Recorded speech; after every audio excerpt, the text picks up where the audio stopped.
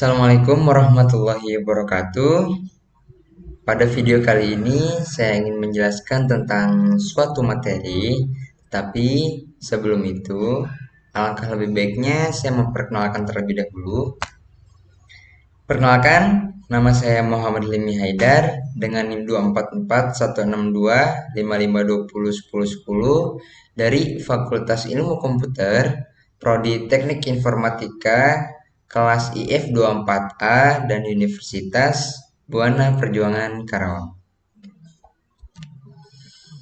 Oke, materi yang akan kita bahas di sini adalah materi tentang struktur data.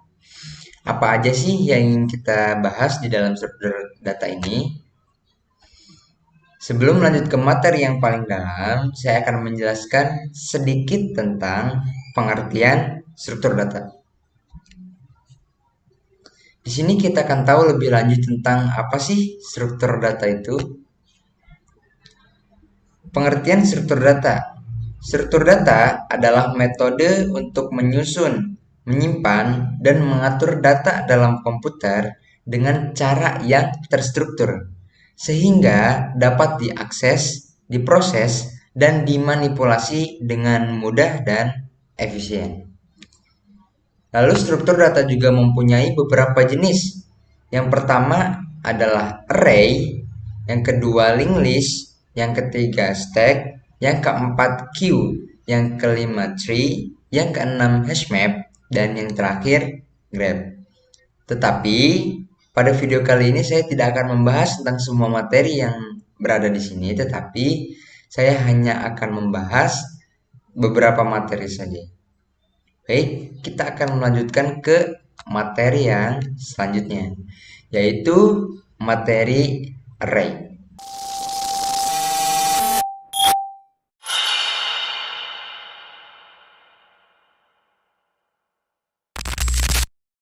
Di sini kita akan membahas tentang array, mulai dari pengertian, contoh studi kasus, dan implementasi coding.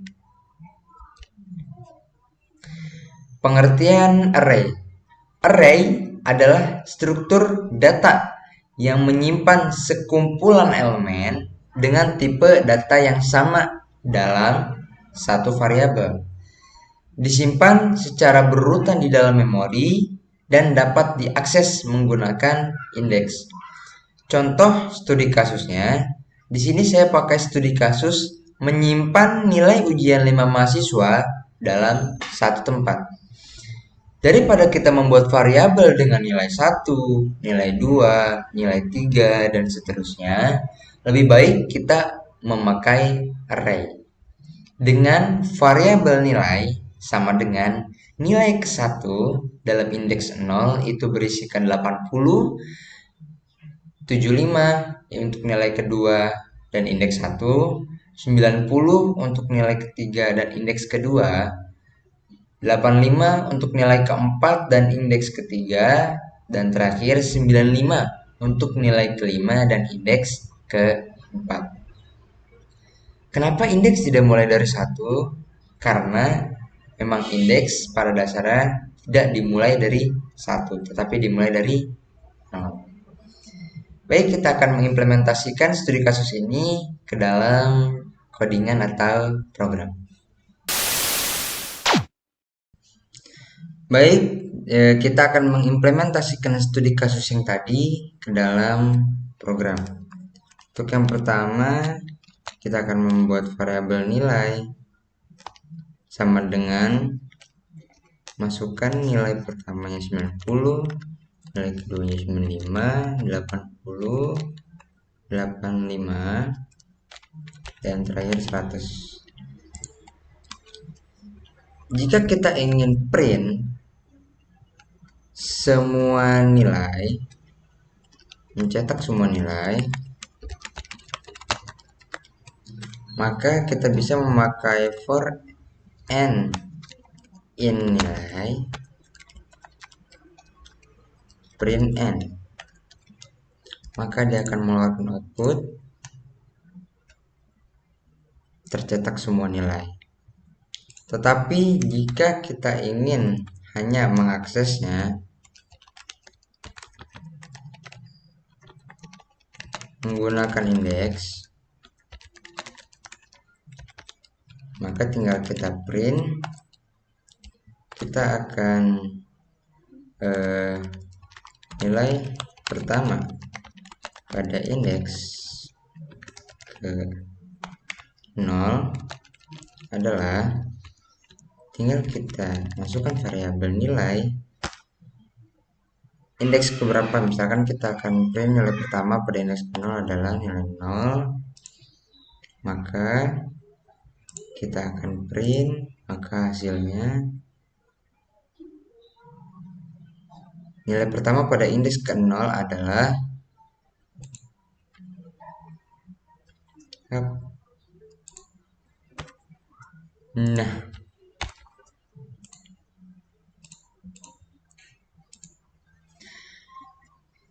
nilai pertama pada indeks ke 0 adalah 90. Dan begitupun juga yang lainnya. Misalnya kita akan print nilai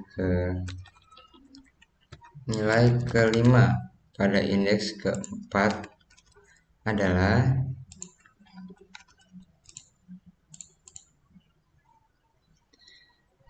keempat adalah 100.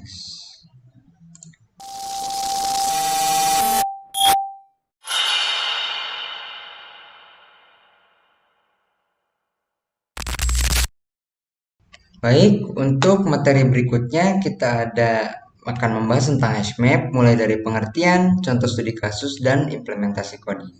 Sini ada pengertian hashmap. Hashmap adalah struktur data yang menyimpan data dalam bentuk pasangan berupa kunci atau key dan nilai atau value.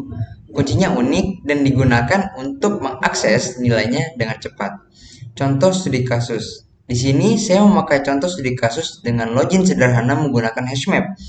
Kita akan membuat sistem login sederhana dengan pengguna memasukkan username dan password. Kemudian, program akan mencocokkan data itu dengan hashmap yang sudah berisi akun-akun yang ada. Tidak lama-lama kita akan mengimplementasikannya ke dalam program. Baik, kita akan mengimplementasikan studi kasus hashmap yang tadi ke dalam program, yaitu tentang login sederhana. Di sini kita akan bikin akunnya terlebih dahulu. Akun sama dengan, untuk akun yang pertama saya akan memberikan username Hilmi dengan password Hilmi 703. Lalu untuk akun kedua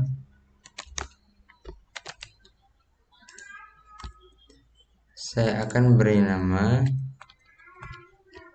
Fathur dengan password Hasiloli. Lalu akun terakhir yaitu Zaki dengan password Cukurukuk. Lalu kita akan buat username ini bisa di input dengan cara username sama dengan input, masukkan username Anda. Lalu kita juga akan membuat untuk passwordnya, yaitu password sama dengan masukkan password Anda. Lalu kita akan membuat statement agar program ini mencocokkan data dengan akun yang sudah ada di atas dengan cara if jika username berada dalam akun, maka if akun yang berada di dalam username sama dengan password. Kita tinggal print saja selamat Anda berhasil login, atau bisa memakai kata login berhasil selamat datang plus username plus tanda seru. Tapi jika salah, jika else, maka dia akan terprint password salah. Silahkan coba lagi. Tetapi jika username salah ataupun username dan passwordnya salah, maka dia akan mencetak username tidak ditemukan. Silahkan coba lagi. Untuk outputnya seperti ini. Masukkan username, saya akan masukkan username Hilmi dengan password Hilmi703, maka dia akan muncul login berhasil. Selamat datang Hilmi.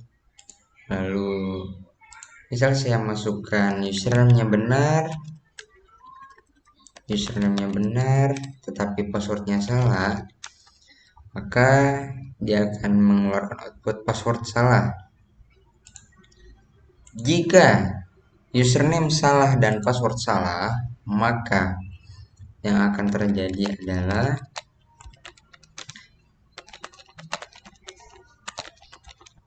username tidak ditemukan. Silakan coba.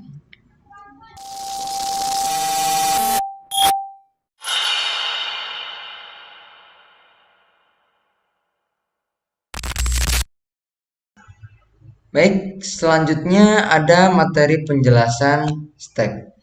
Kita akan membahas tentang stack mulai dari pengertian, contoh studi kasus, dan implementasi coding.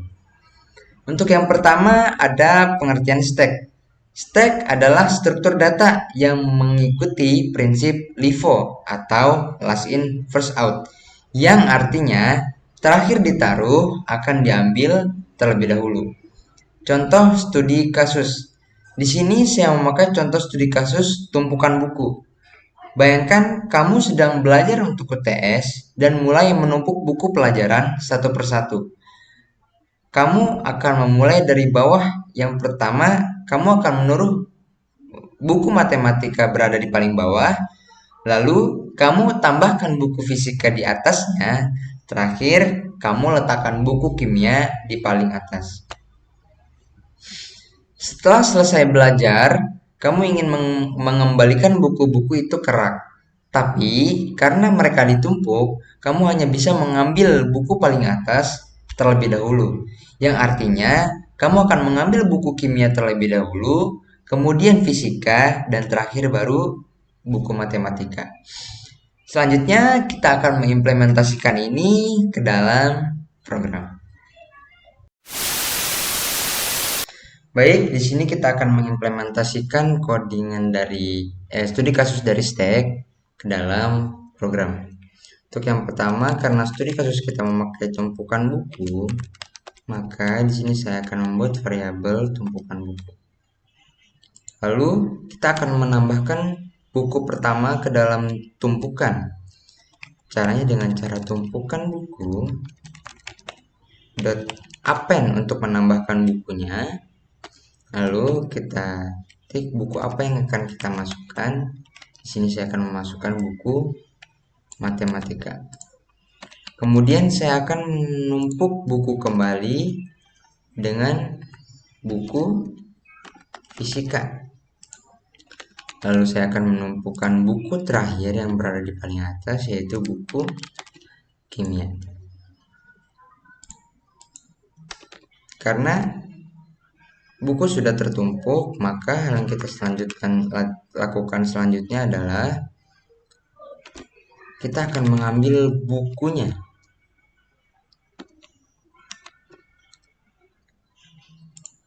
Kenapa kita memakai tumpukan buku.pop?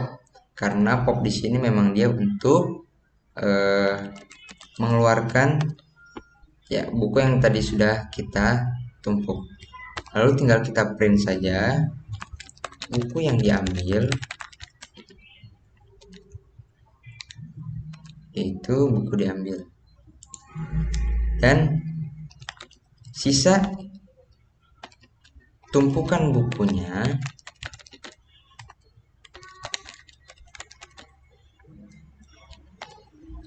adalah tumpukan buku, maka dia akan mengeluarkan output seperti ini.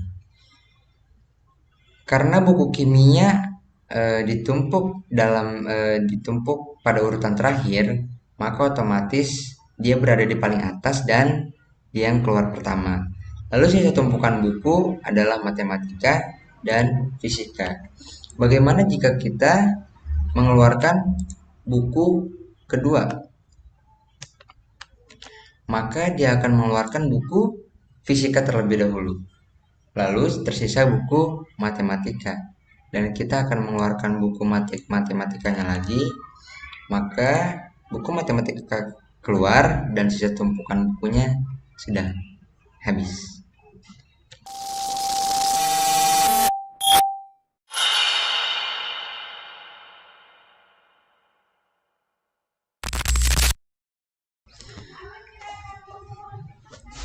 Oke, untuk materi yang terakhir kita ada penjelasan Q.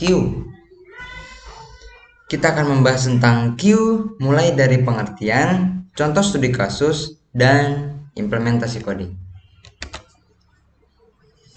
Pengertian Q adalah struktur data yang mengikuti prinsip FIFO atau first in, first out, yang artinya yang terakhir ditaruh akan diambil terlebih dahulu. Di sini saya memakai contoh studi kasus antrian di kasir. Bayangkan kamu lagi ngantri di kasir, orang yang pertama masuk antrean akan dilayani terlebih dahulu. Orang kedua menunggu giliran, orang terakhir harus sabar menunggu sampai yang depan selesai. Kamu nggak bisa tuh langsung nyerobot begitu aja langsung ke depan.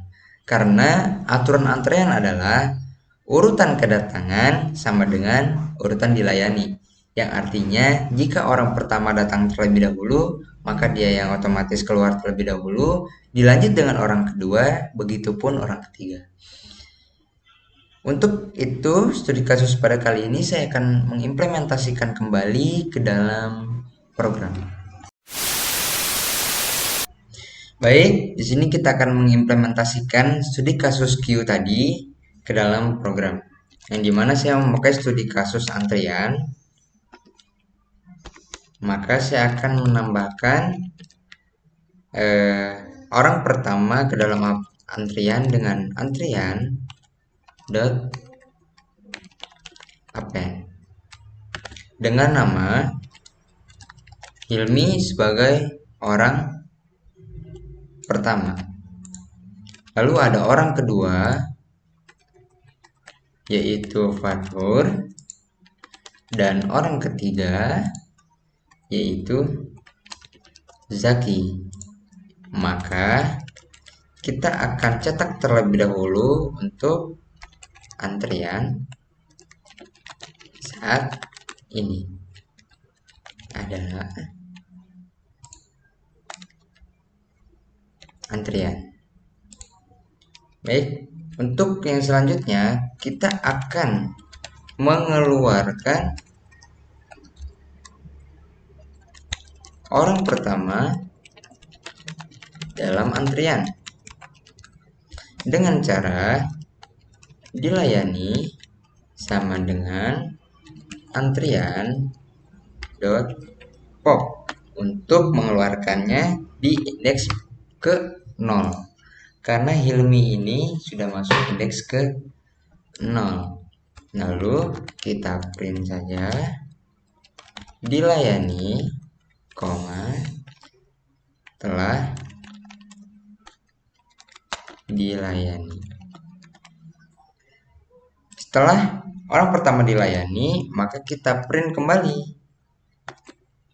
Kita print kembali untuk antrian setelah dilayani menjadi antrian. Maka akan memunculkan output seperti ini. Yang dimana antrian pertama adalah Hilmi, Fathur, dan Zaki. Lalu Hilmi telah dilayani sebagai orang pertama dan antrian setelah dilayani menjadi Fatur, sisa Fatur dan Zaki. Lalu jika kita ingin mengeluarkan kembali orang yang kedua, maka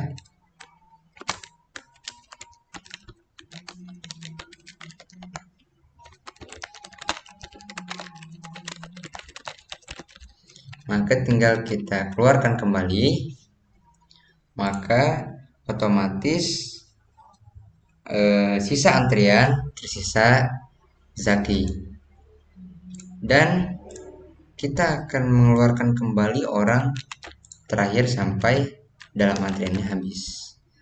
Maka hasil akhirnya adalah antriannya habis. Begitu. Baik, untuk yang berikutnya adalah penutup. Selesai sudah video penjelasan kali ini. Mohon maaf jika ada salah kata maupun salah perilaku dalam penjelasan video tadi. Jika ada yang ingin ditanyakan, maka bisa ke Instagram. Terima kasih. Kurang lebihnya mohon maaf. Wassalamualaikum warahmatullahi wabarakatuh.